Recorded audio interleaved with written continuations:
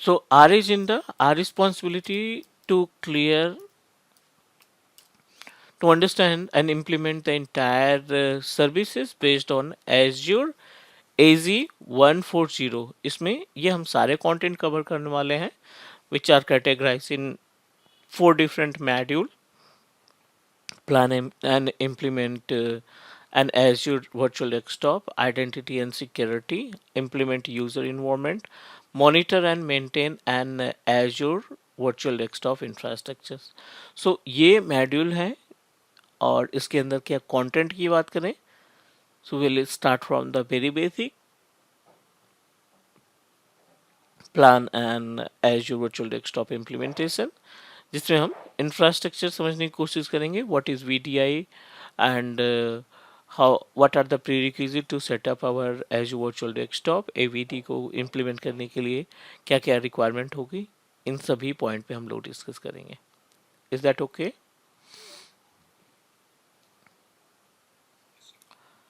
ठीक है. So I'm going to start from the very basic that you can understand each and every point.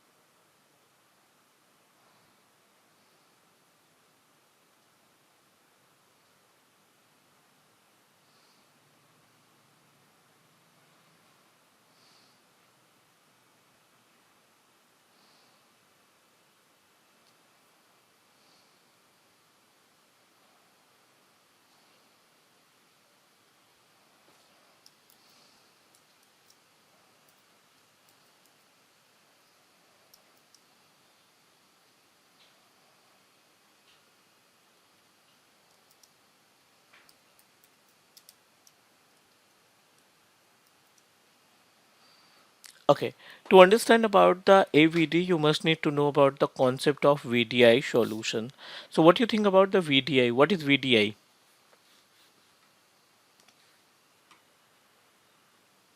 Any idea about the VDI? What exactly happened in case of virtual desktop?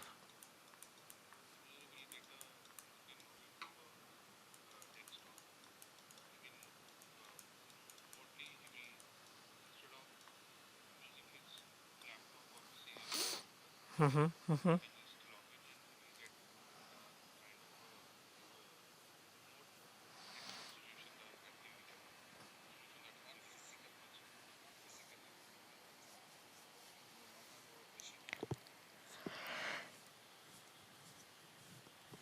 Okay, so we are able to configure the virtual machine in case of virtualization as well. So how VDI is different from the virtualization? Virtualization में भी हम virtual machine access कर पाते हैं.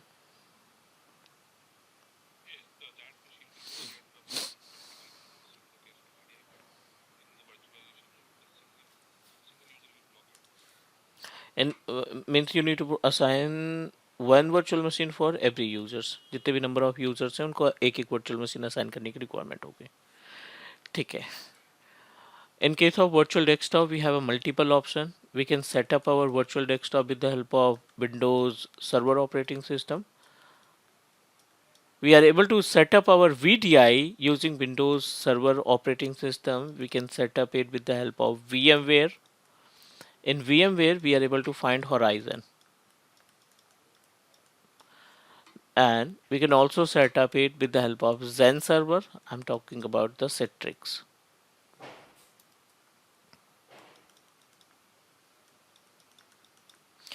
These three different on-premises tools can help you to set up your own VDI. But nowadays, most of organizations prefer to use VDI solution over a Azure portal, which is considered as a Azure Virtual Desktop.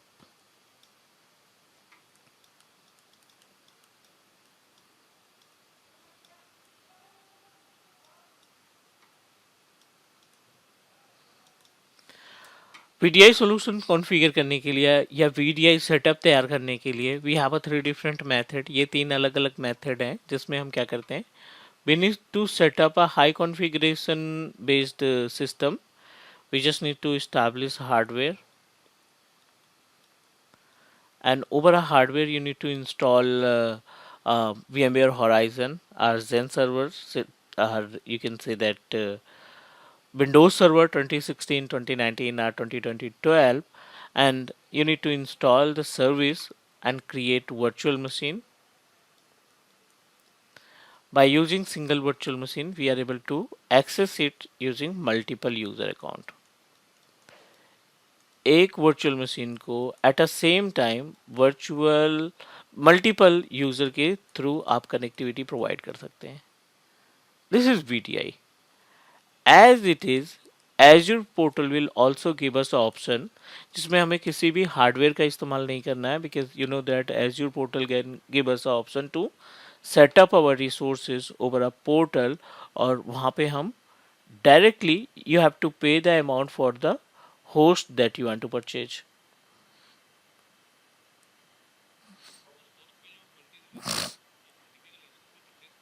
Not required. No need to purchase any kind of license. RDP की cost बच जाती है, और RDP के case में उस case में आपका हार्डवेयर का रिसोर्सेज भी बच जाता है. यू हैव टू पे द अमाउंट ओनली पर एज पर द रिक्वायरमेंट. जो रिक्वायरमेंट है उसके अकॉर्डिंग आपको पे करना पड़ेगा बस.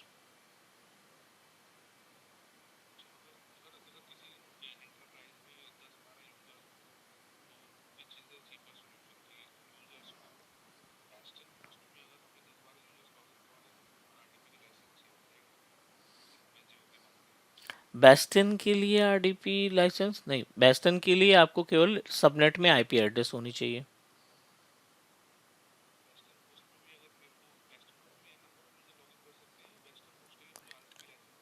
नहीं.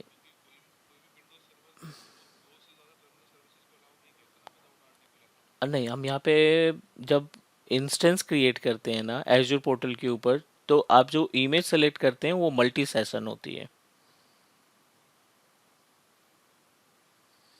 जो आप डिसाइड करते हो वर्चुअल.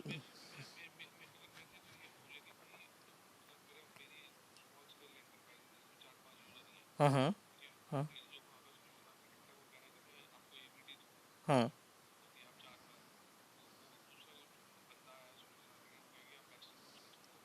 हम्म.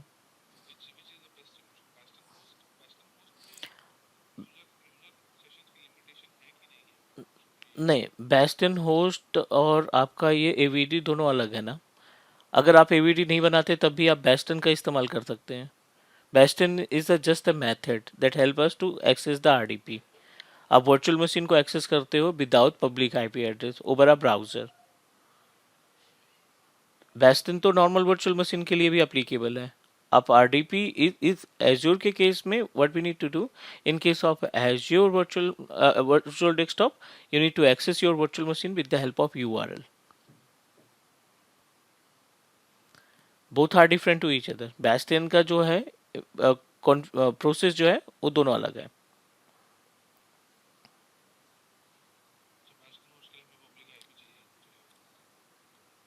बेस्टन होस्ट के लिए not required. Public IP address सिर्फ आपको अपने होस्ट में प्रोवाइड करना है. मीन्स जो आप सबनेट तैयार करेंगे उस सबनेट में अटैच होना चाहिए. That's it. क्योंकि ये बेस्टन होस्ट जो है URL से एक्सेस होगा, और URL आपको मिलेगा पोर्टल से.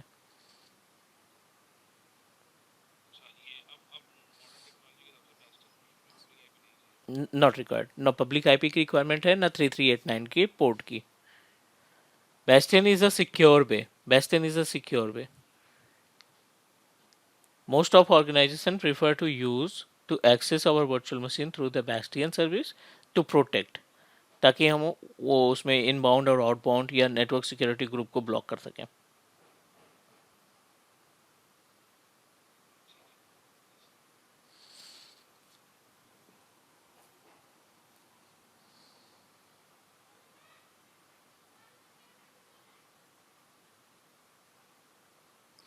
ठीक है. तो our agenda to understand about the concept of Azure Virtual Desktop, and in case of Azure Virtual Desktop, what are the prerequisites that we need to keep in mind to set up our Azure Virtual Desktop environment. एक diagram के through समझने की कोशिश करते हैं कि AVD setup करने के लिए पोर्टल के ऊपर क्या क्या प्रीरिक्विजिट है जो हमें अपने क्लियर करके चलनी है. So in this case, सबसे पहले if you want to set up your virtual machine, virtual environment, AVD environment over a Azure portal, we need to start from the very basic. Like सबसे पहले आपने यहाँ पे तैयार करना है. You must need to create a VNet, Azure Virtual Network तैयार करना है आपको. And in the VNet, you must need to contain at least 2 different subnet, because in future your responsibility to make a connection between on premises. So if you want to set up a connectivity between on-premises to Azure portal, you must need to attach minimum 2 subnet. 2 subnet हमारे पास होना चाहिए. Then one subnet you need to connect with our virtual machine that we can use for the ADDS service. Then ADDS server must be connect to the AVD, our which is considered as an intra admin, but आप इसको Azure AD बोल सकते हैं. And then Azure Active Directory must be connected with AVD, और AVD के अंदर आपको मिलेगा ऑप्शन होस्ट का. Multiple types of hosts are available. Under the AVD host you can create a virtual machine, और इस वर्चुअल मशीन में आपको मल्टीपल यूजर्स असाइन हो सकते हैं.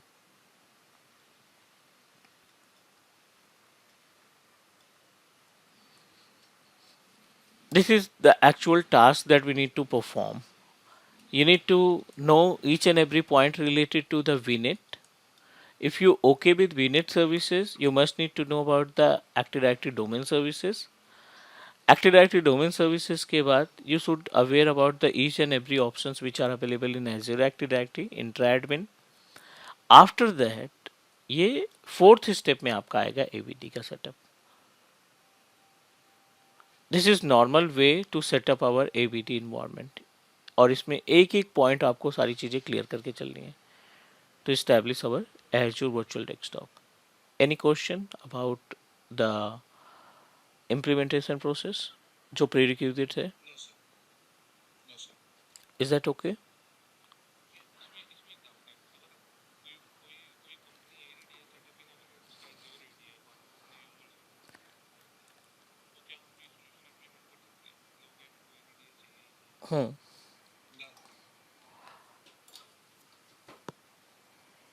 AVD होस्ट को तैयार करने के लिए जो मैंडेटरी थिंग्स हैं, अगर आप ADDS नहीं यूज़ करना चाहते हैं, let's take an example, you don't want to use the ADDS service, then आपको Azure AD PaaS सर्विस का इस्तेमाल करना पड़ेगा. This is another method to establish our active directory services. But इसमें भी आपके जो यूजर रहेंगे वो आपके Azure AD से सिंक्रोनाइज होंगे. इसमें भी जो इसके यूजर होंगे वो आपके Azure AD से सिंक्रोनाइज होंगे, और इसको कंट्रोल करने के लिए Azure AD PaaS सर्विस को कंट्रोल करने के लिए you must need to involve one server operating system, और इस सर्वर में आप RSAT के थ्रू इसकी पॉलिसी को मैनेज करेंगे. इट्स मैंडेटरी कि आपको एक डोमेन कंट्रोलर देना पड़ेगा. अगर ये पार्ट हम हटा दें, सेकेंड स्टेप हटा दें, आप 3 और 4 का यूज करके क्रिएट करना चाहते हैं, तो we are unable to do that.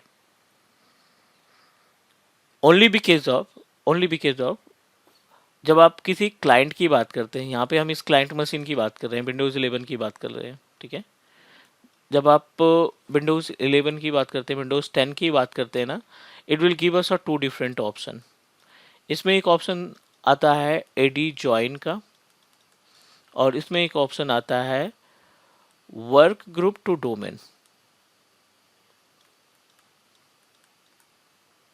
Work group to domain.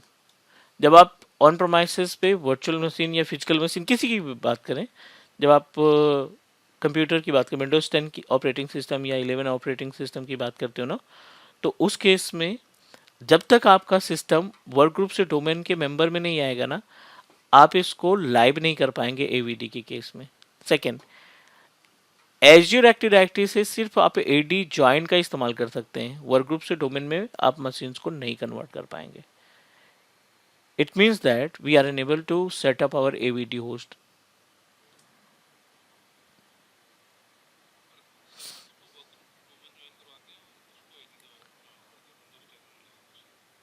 Server में एडीडीएस सेटअप करेंगे और उसी एडीडीएस सेटअप के थ्रू हम एवीडी वर्चुअल मशीन्स को मेंबर बनाते हैं अपने डोमेन कंट्रोलर का.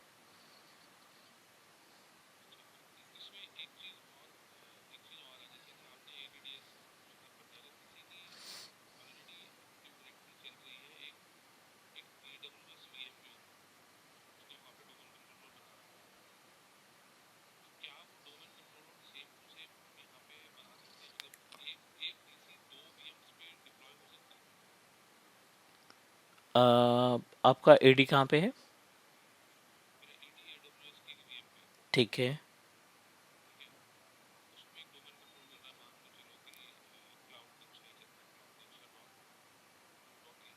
ठीक है.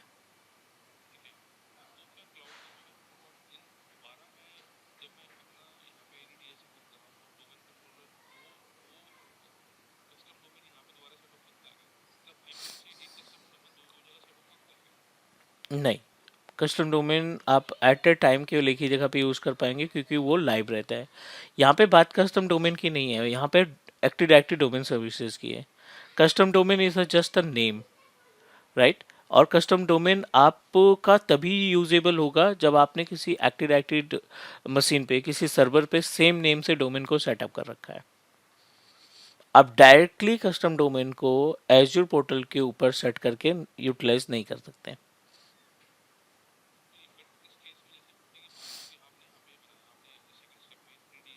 हम्म. हाँ. नहीं नहीं. हाँ, उसको वहाँ से रिमूव करके तब यहाँ पे आप उसको अटैच करोगे.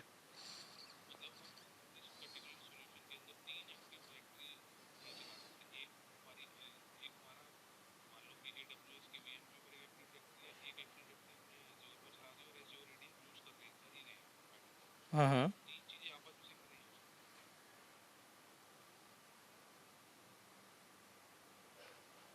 तीन चीज़ें आपस में सिंक नहीं हो सकती, sorry.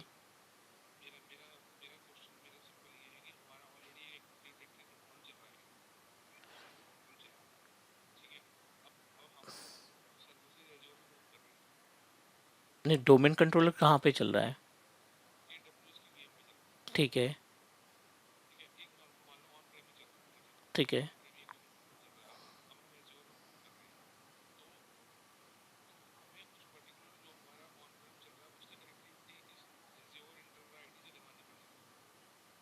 Correct.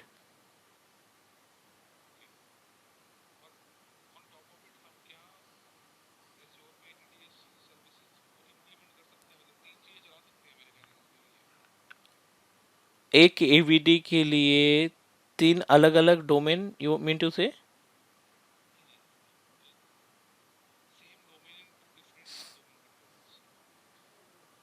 Same domain.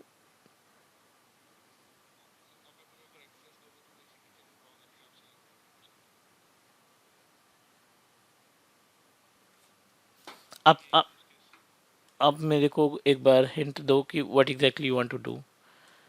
This is AWS domain. ठीक है. नहीं, नाम XYZ कुछ भी रखो, उससे कोई मतलब नहीं. ये AWS का डोमेन है और ये आप वर्चुअल मशीन एज्योर पे डोमेन क्रिएट करना चाहते हैं. Azure domain. ठीक है. और ये एज्योर एक्टिव डायरेक्टरी हो गई, राइट? और ये AVD हो गया. ठीक है. ये azure AD.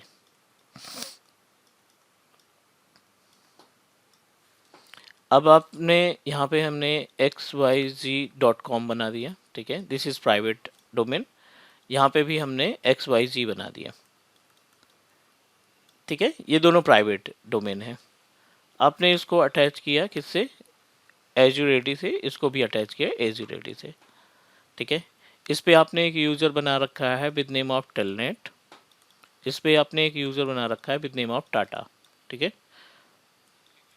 Yes, we are able to synchronise both the user. यहाँ पे आपको टेलनेट भी दिखेगा और यहाँ पे आपको टाटा भी दिखेगा। ठीक है।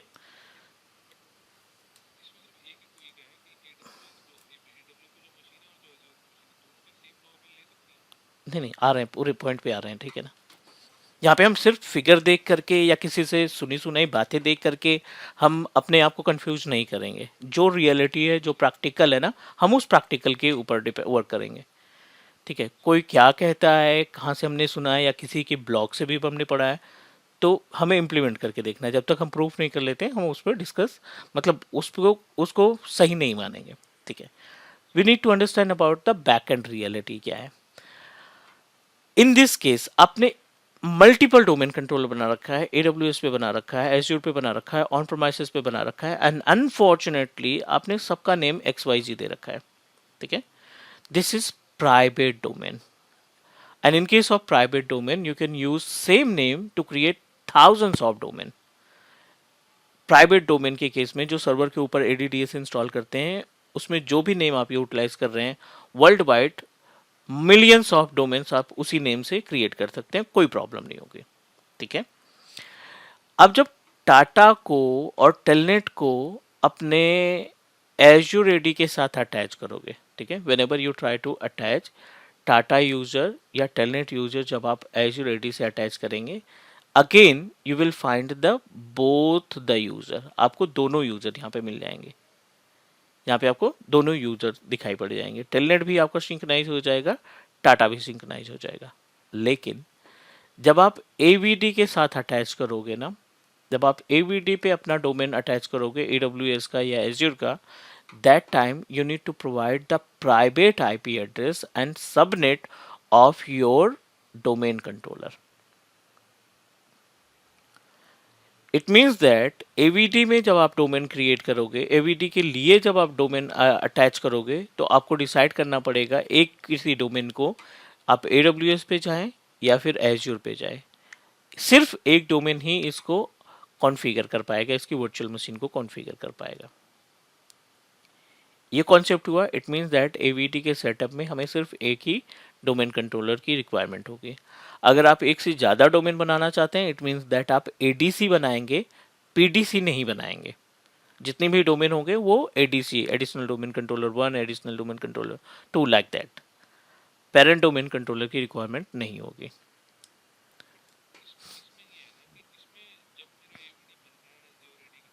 हम्म। नहीं नहीं, आप नहीं समझ पा रहे, आप नहीं समझ पा रहे हो। हमने यहाँ पे आपको दो चीज़ें बताई हैं। सी, एज्यूर एडी सिर्फ आपको एडी ज्वाइन का ऑप्शन प्रोवाइड करेगा। एज्यूर एक्टिव डायरेक्टरी जब आप सेटअप करेंगे ना, वो आप उसके थ्रू सिर्फ एज्यूर एडी ज्वाइन का टास्क परफॉर्म कर पाएंगे। आप वर्क ग्रुप की मशीन को डोमेन में नहीं कन्वर्ट कर पाएंगे।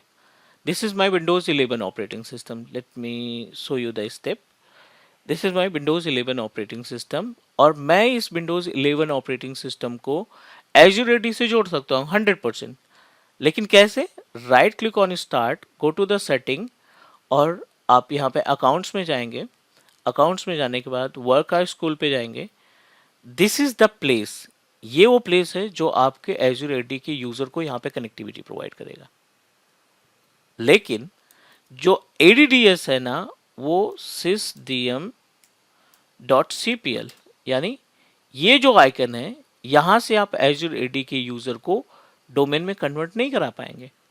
और AVD के लिए आपकी मशीन तभी आपको RDP देगी, आपकी मशीन आपकी तभी सक्सेसफुल क्रिएट होगी, जब आपकी वर्चुअल मशीन में, AVD की वर्चुअल मशीन में, आप यहाँ पे डोमेन का नेम मेंशन करेंगे। आपकी मशीन वर्क ग्रुप से डोमेन के पार्ट जब तक नहीं बनेगी, आपका AVD होस्टफुल बार बार फेल्ड दिखाई पड़ेगा। This is the actual gap.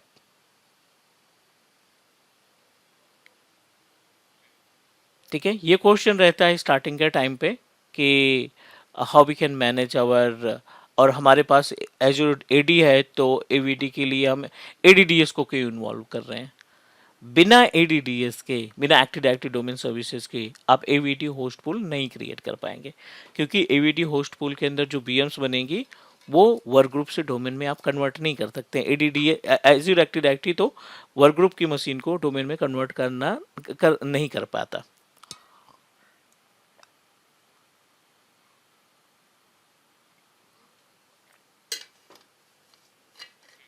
Is that clear?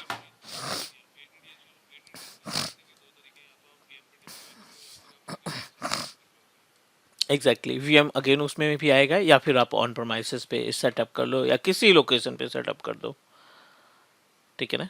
किसी भी आपको ये सेकेंड स्टेप में ना एक डिसाइड करना ही पड़ेगा कि आप एज्योर वीएम पे जाओगे, एज्योर पास सर्विसेज पे जाओगे, या अपना जो लोकल वाला डोमेन है, ऑन प्रेम डोमेन है, ऑन प्रेम डोमेन ही इस्तेमाल करना चाहते हो। ऑन प्रेम डोमेन के केस में एक पार्ट और बढ़ जाएगा कि आपको VPN लगाना पड़ेगा। ठीक है, ऑन प्रोमाइसेस डोमेन भी हम क्रिएट कर सकते हैं, लेकिन उसके लिए आपको VPN सेटअप करना पड़ेगा। Second option, not only the second, entire 4 different options are prerequisite, are mandatory for AVD host pool. ठीक है।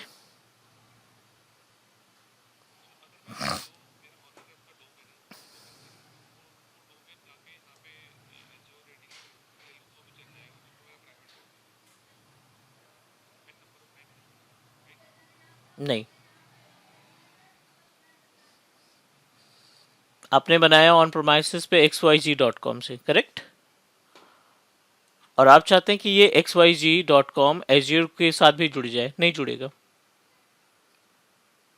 आप यहाँ पे जो टाटा यूजर बनाए हैं ना, वो नहीं, आप टाटा यूजर @xyz.com, ये हमारा डोमेन हो, इसका FQDN नेम होगा, राइट? ये हमारा FQDN होगा। जब आपका यूजर पोर्टल पे आएगा ना सिंक्रोनाइज होके, तो ये बन जाएगा tata@onmicrosoft.com।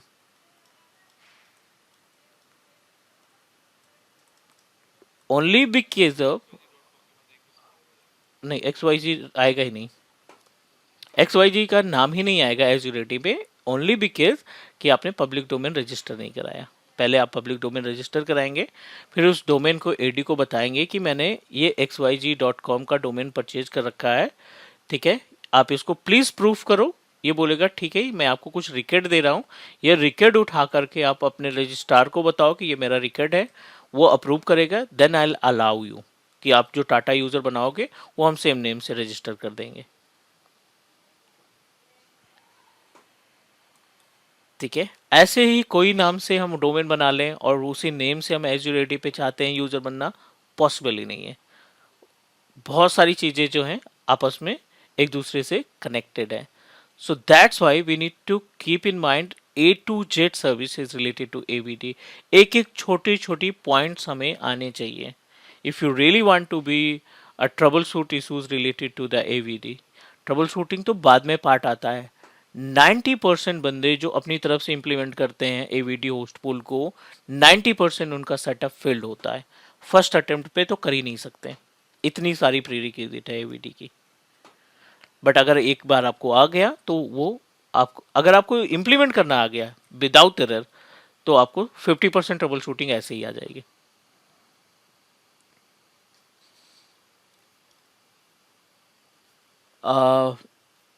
वेंकट,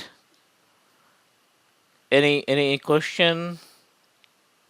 तो नहीं नहीं नहीं, एक्चुअली हाँ ठीक है, this is the query we should know about कि भाई ऐसा भी हो सकता है या कंपनी हमसे ऐसा भी डिमांड कर सकती है, तो हम रेडी रहेंगे उनके रिप्लाई के लिए।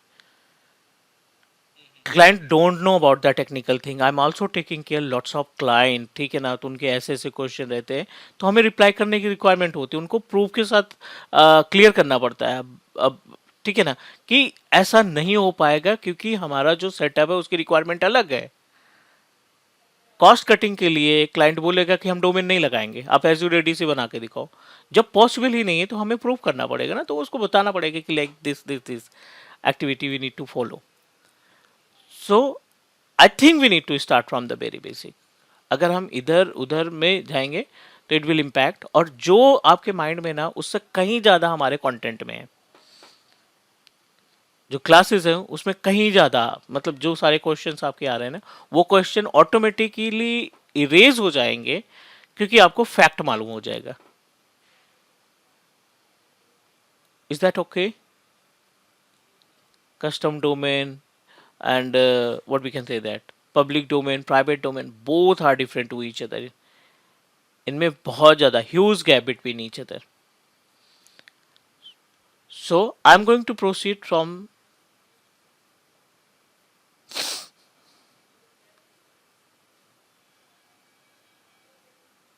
keep in mind. So my question is related, just basic question. What do you think about the cloud computing and what exactly happened in the backend of cloud computing?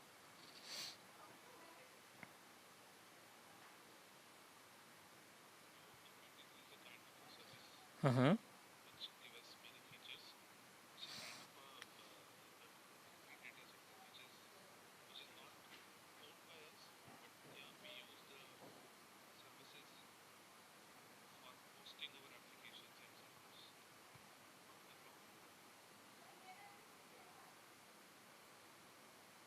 Okay.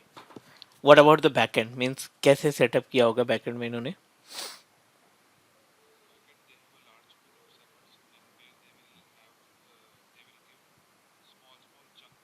Mm-hmm.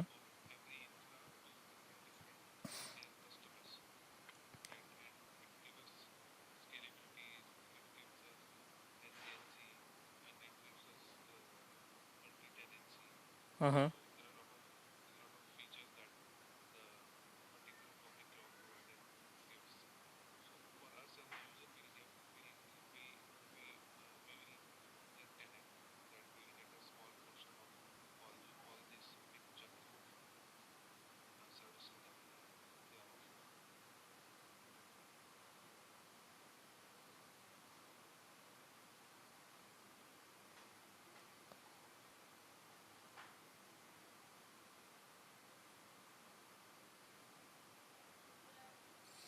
ठीक है.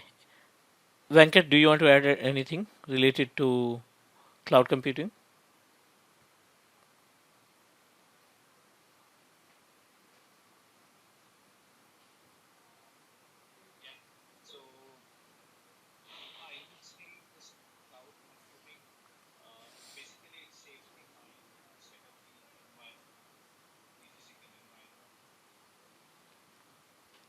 Mm-hmm.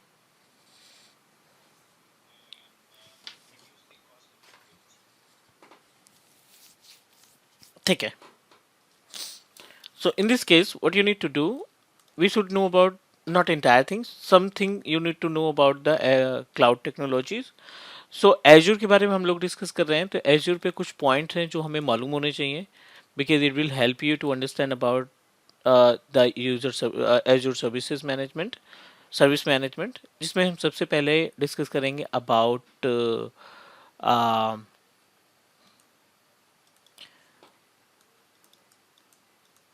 Azure subscription. ठीक है. We should know about कि how many types of subscriptions are available.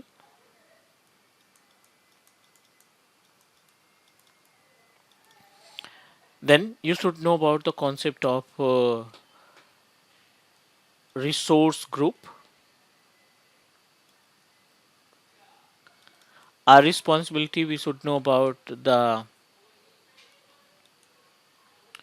region and zones, and you should know about the concept of failover. These all are the prerequisite that you need to keep in mind, and about marketplace as well.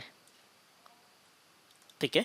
बहुत सारे doubt आपके ऐसे ही clear हो जाएंगे अगर हम इन 5 point पे बात कर लेंगे. एवीडी के अंदर आएंगे सारी चीजें, बट आपका बेस अगर क्लियर रहेगा तो definitely you are able to resolve lots of issues बिना किसी ट्रबल शूटिंग के. Let me start from the very basic, like about Azure subscription. So Azure will give us a lots of subscription type. यहाँ पे mainly तीन के बारे में बात करने वाले हैं. The first one is, I hope you guys are aware about the free trial, and second one is related to the pay as you go. ठीक है, ये दूसरा सब्सक्रिप्शन हो जाएगा। और तीसरा सब्सक्रिप्शन होता है MSDN का। Now talk about the usage of this subscription. Free trial will give you $200 and which is applicable for 30 days. इसकी जो वैलिडिटी होगी वो 30 डेज के लिए होगी। Pay as you go, as per the name suggest, pay as per usage. आप जैसे use करेंगे उसके अकॉर्डिंग आपको पेमेंट करनी पड़ेगी। MSDN इज अ कॉम्प्लीमेंट जो MCT के लिए, MSDN MCT के लिए, या आप अगर पार्टनर है माइक्रोसॉफ्ट के प्रोडक्ट बहुत दिन से यूज करते हैं, तो एज ए कॉम्प्लीमेंट माइक्रोसॉफ्ट आपको कुछ क्रेडिट अमाउंट देता है। MCT के लिए ये क्या करता है, $100 हर महीने आपको $100 प्रोवाइड करता है एवरी मंथ। और ये $100 का इस्तेमाल करके आप कोई भी सर्विसेज को इम्प्लीमेंट कर पाओगे in real environment. This is the type of subscription.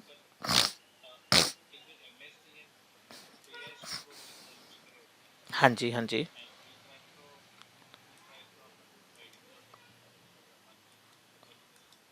Hmm. MSDN जो है which is a type of compliment बोल सकते हैं। ये सब्सक्रिप्शन आपका एज ए कॉम्प्लीमेंट माना जाता है। It is basically design for the MCT, Microsoft certified trainer. ठीक है ना, अगर आप MCT हो, आप अगर माइक्रोसॉफ्ट सर्टिफाइड ट्रेनर हो, है ना, तो एज्योर आपको हर महीने $100 आपके अकाउंट में क्रेडिट कर देगा। Every month they give us a $100। ठीक है। नहीं, कोई नहीं, you you you just need to save your amount, है ना, कि आपको उतना ही यूज करना है जितना चाहिए। This is my MSDN account. और MS नहीं नहीं नहीं नहीं नहीं नहीं, लेकिन नहीं, कैरी फॉरवर्ड नहीं होगा। बट आप जितने पुराने होते जाएंगे, जितना पुराना आपका सर्टिफिकेशन होता जाएगा ना, उतने ये कॉम्प्लीमेंट आपके साथ देता जाएगा। ठीक है। मेरे अकाउंट में मेरा ये 4th ईयर है MCT का। 4 साल पहले मैंने MCT किया था। मेरे पास 4 सर्टिफिकेट है MCT के। मैंने 2 अकाउंट एक्टिवेट कर रखे हैं। एक में 5,900 क्रेडिट रिमेनिंग है, दूसरे में 7,200। इसमें मैंने कुछ भी यूज नहीं किया। इसी मेल आईडी पे मैंने 2 सब्सक्रिप्शन एक्टिवेट कर रखे हैं। दोनों ही MSDN सब्सक्रिप्शन है। सी, और इसके लिए हमें कोई भी क्रेडिट या डेबिट कार्ड लगाने की रिक्वायरमेंट नहीं हुई, ना ही हमने कोई चार्ज देना है। इसमें 20 जस्ट 14 पैसे इसमें डिटेक्ट हुए हैं, और इसमें 1600 डिटेक्ट हुए हैं, क्योंकि मैं इस अकाउंट में बहुत सारी सर्विसेज इंप्लीमेंट कर चुका हूँ। 17th ऑफ एवरी मंथ, 17 तारीख हर महीने की, $100 क्रेडिट ऑटोमेटिक हो जाता है दोनों अकाउंट में। ठीक है। सेकेंड इंपॉर्टेंट पॉइंट, अगर आप एक फर्म चला रहे हो, IT फर्म चला रहे हो, ठीक है ना, you are running your on prem, और आप माइक्रोसॉफ्ट के प्रोडक्ट यूज करते हो बहुत पहले से, and you are a partner of Microsoft, so MSDN के केस में they give us up to $10,000। ठीक है, and for 1 year, may be for 2 years, it may be $25, $25,000, only because of compliment. वो हमें क्रेडिट देते हैं कि आप अपनी सर्विसेज इंप्लीमेंट करिए। If everything is okay, then आप उसको पे एज यू गो में कन्वर्ट करवाइए, अदरवाइज आप डिलीट कर दीजिए account. But this is the marketing फंडा। वो हमें क्रेडिट देते हैं, 10,000 का लालच देंगे, and then we are able to implement the services. और once you implement the services, definitely आप पे एज यू गो में जाएंगे। ठीक है, तो आपको दूसरा सब्सक्रिप्शन लेना पड़ेगा। सारी सर्विसेज आपको एक सब्सक्रिप्शन से दूसरे सब्सक्रिप्शन में माइग्रेट करनी पड़ती हैं, मूव करनी पड़ती हैं। तो आप जब भी AVD सेटअप करेंगे, आप इनमें से किसी एक सब्सक्रिप्शन को पिक करना पड़ेगा आपने। Clear? This is about azure subscription. दूसरा है resource group, which is a type of container. जब भी आप कोई सर्विस परचेज करते हो, जब भी आप कोई रिसोर्स क्रिएट करते हो एजूर पोर्टल के ऊपर, it's mandatory you must need to put into the resource group. आपको एक रिसोर्स ग्रुप बनाना पड़ेगा, उसमें आप अपनी सर्विसेज को रखेंगे, which is according to the location. Number third पे है region and zones. Whenever we set up our portal, whenever we create a resources over Azure portal or AWS portal, they set up their own services in different geographical location. अलग अलग geographical location में इन्होंने data centre को establish कर रखा है। दे establish their own data centre in different geographical location, like they categorize it into two different part. One is regions, the another is zones.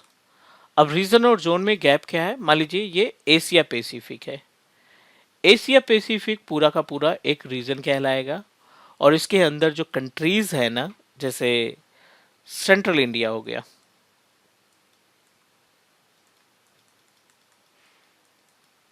या इसके अंदर जापान हो गया, या इसके अंदर दुबई हो गया, ये सभी जो डेटा सेंटर है ना वो किस रीजन में आएंगे? एपी रीजन में आएंगे। इट मीन्स दैट जब भी आप कोई रिसोर्स इंप्लीमेंट करोगे एज्योर पोर्टल के ऊपर, make sure you have a much idea about the region and zone, क्योंकि इन फ्यूचर आपको अपने रीजन और जोन को माइग्रेट भी करना पड़ सकता है। एक लोकेशन से दूसरे लोकेशन में आप अपने सर्विसेज को माइग्रेट भी करेंगे। इस, हाँ,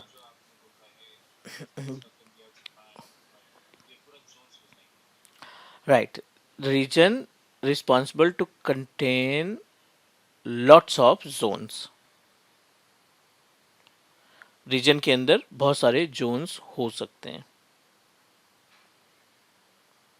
इज दैट क्लियर?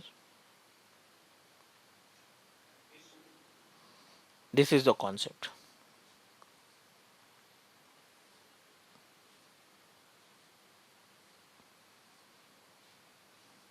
ठीक है, next.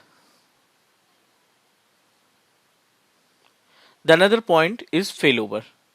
The work of failover is basically, as per the name suggest, failover की अगर हम बात करें, so definitely, for example, you establish your services in location of maybe central US।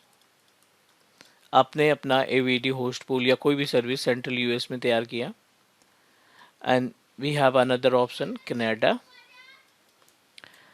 यहाँ पे होस्ट पूल है, बट डेफिनेटली एज्यूर आपको by default Azure will give you 95.99% of fault tolerance.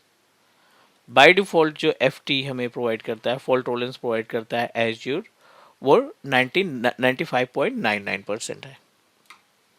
लेकिन अगर आप कोई होस्ट कोई वेबसाइट होस्ट कर रहे हो, अगर आप कोई मीन्स वेब सर्वर इस्टेब्लिश कर रहे हो, एप्लीकेशन सर्वर इस्टेब्लिश कर रहे हो, so which is not mandatory, means इस 95 में we are unable to perform the task. यहाँ पे आप 95 पे अपनी चीज़ों को रन नहीं करा पाओगे। It's mandatory to increase the fault tolerance capacity.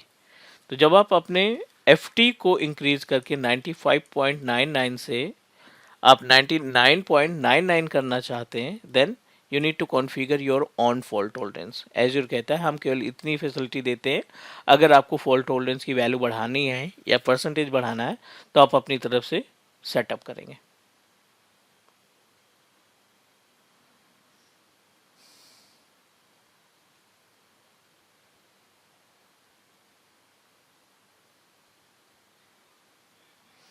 Is that okay?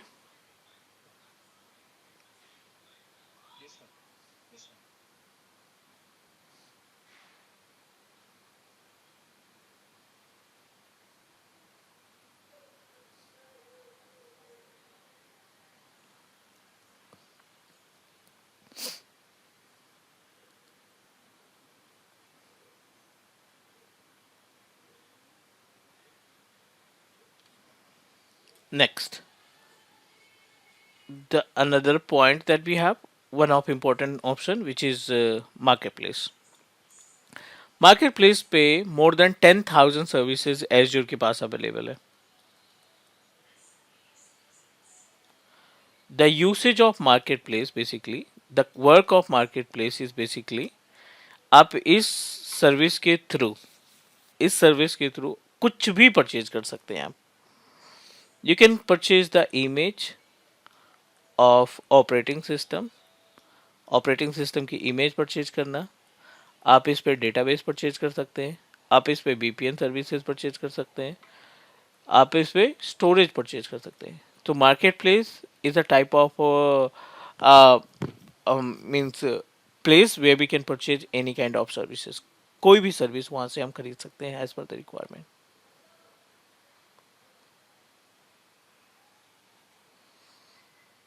ठीक है. This is all about the basic things that we need to keep in mind in case of setup our Azure Virtual Desktop. Cloud के बारे में basic तो आना चाहिए. अगर हम Azure पोर्टल के ऊपर अपना वीडियो सोल्यूशन इस्टेब्लिश कर रहे हैं, सो इट्स मैंडेटरी कि आपको ये सारी चीज़ें आनी चाहिए.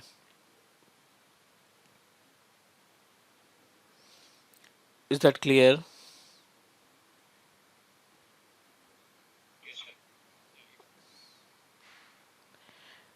Cool. I'm going to move ourselves to set up our AVD environment from the very basic. और उसके लिए हमें क्या करना पड़ेगा ना. First of all we need to understand about the concept of Azure VNet. ठीक है. और एज्योर वीनेट सिर्फ एज्योर वीनेट नहीं है. We need to know about the concept of basic of networking. Azure networking के केस में what are the points that we need to keep in mind?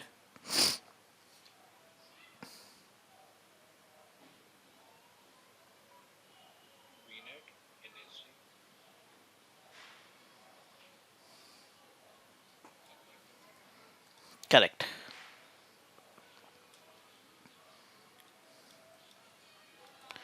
Local network और यहाँ पे हम एज्योर नेटवर्क की बात कर लेते हैं.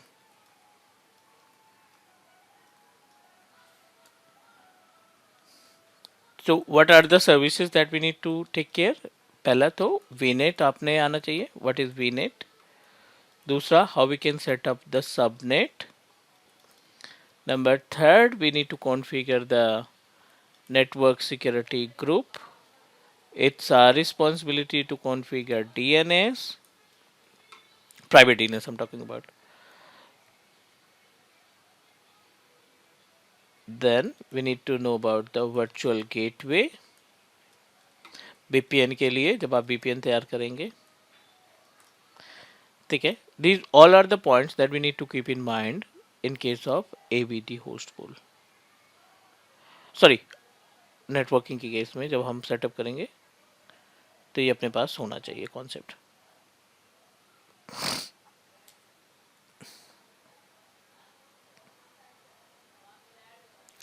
नेक्स्ट लोकल नेटवर्किंग में जो रिक्वायर्ड है वो है you should know about the IP concept. You should know about the gap between private and public IP address. The difference between public and private IP address. थोड़ा सा CIDR की calculation हमें आनी चाहिए. And you should know about the concept of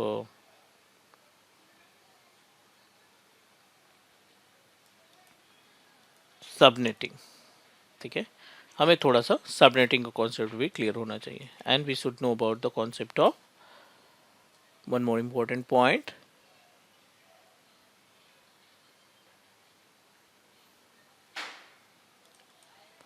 classes of IP address. So I wanted to know about how much you comfortable with these point.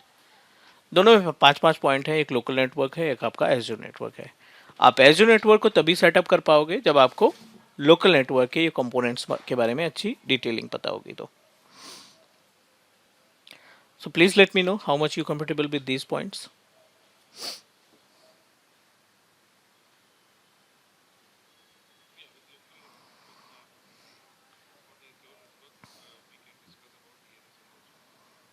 ठीक है. Great. You have idea about how to calculate the usable IP address.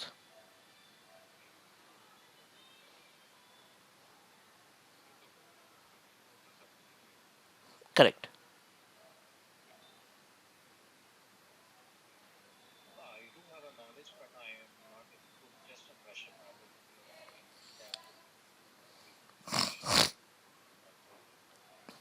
Sure, no problem.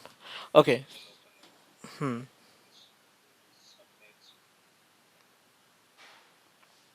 Okay, no problem.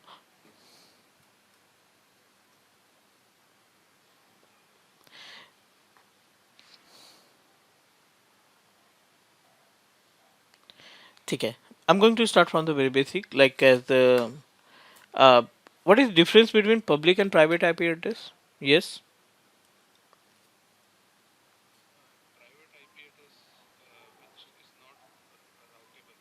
Uh-huh.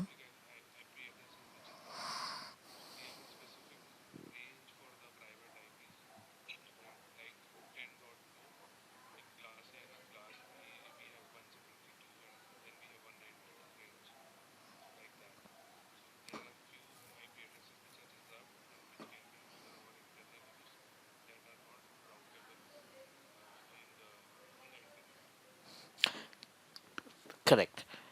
If the IP address is started from 192, it means that it's a type of public private IP address. 172 से अगर IP address start हो रही तो again it is a type of private IP address. Okay, just give me 1 minute, please.